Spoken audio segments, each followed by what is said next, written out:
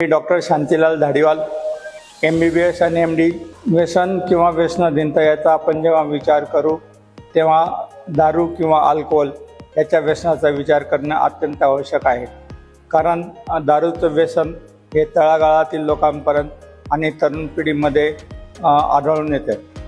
जेव्हा आपण याचा विचार करतो तेव्हा असं लक्षात येतं की सुरुवातीला दारू 2-4 मित्र मजा म्हणून घेतात किंवा पार्टीमध्ये सोशल ड्रिंक म्हणून घेतले जाते.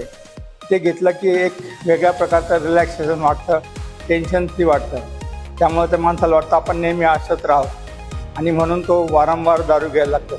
जेव्हा हे वारंवार दारू घ्यायचं प्रवण वाटते त्यावेळेस दारू न मिळाल्यास त्या माणसाचा थरकाप होणं, धडधड होणं, भीती वाटणे असे प्रकार घडायला लागतात. असे प्रकार घडू नये म्हणून त्याला कंपल्सरी दारू पुन्हा घ्यायला लागते आणि याच्यातून दारूचं व्यसन वाढत जातं. जेव्हा हे दारूचं व्यसन वाढत जातं तेव्हा त्या माणसाचे सोशल आणि लॉस दोन्ही व्हायला लागतात. आता ह्या दारूच्या व्यसनाला आपण कसं मात करू याचा विचार करू. दारूच्या व्यसनाधीनतेला प्रोफेशनल हेल्प म्हणजे मेडिकल डॉक्टरांची हेल्प किंवा मानसोपचार तज्ज्ञांची हेल्प घेण्याची आवश्यकता असते.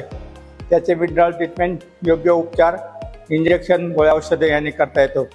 जर विड्रॉल जास्त असेल तर अशा रुग्णांना हॉस्पिटलमध्ये ॲडमिट पण करायला लागते किंवा डिॲडिक्शन सेंटरमध्ये ॲडमिट करून त्यांचं विड्रॉल सिम्पटम ट्रीट केले जाते.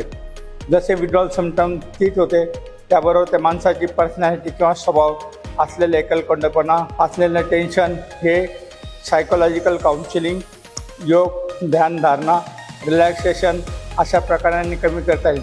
ह्या दोन्हींचा जेव्हा उपचार व्यवस्थित व्हायला लागतो तेव्हा त्या रुग्णाची दारू बऱ्यापैकी कमी होत जाते.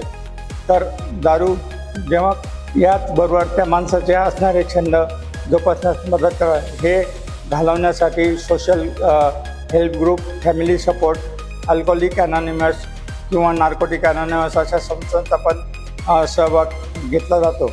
जसे सोशल ड्रिंकिंग ते व्यसनाधीनता हे बऱ्याच काळात तयार होतं, त्याप्रमाणे व्यसनाधीनतापासून सोबॅरिटीला पण काळ द्यावा लागतो.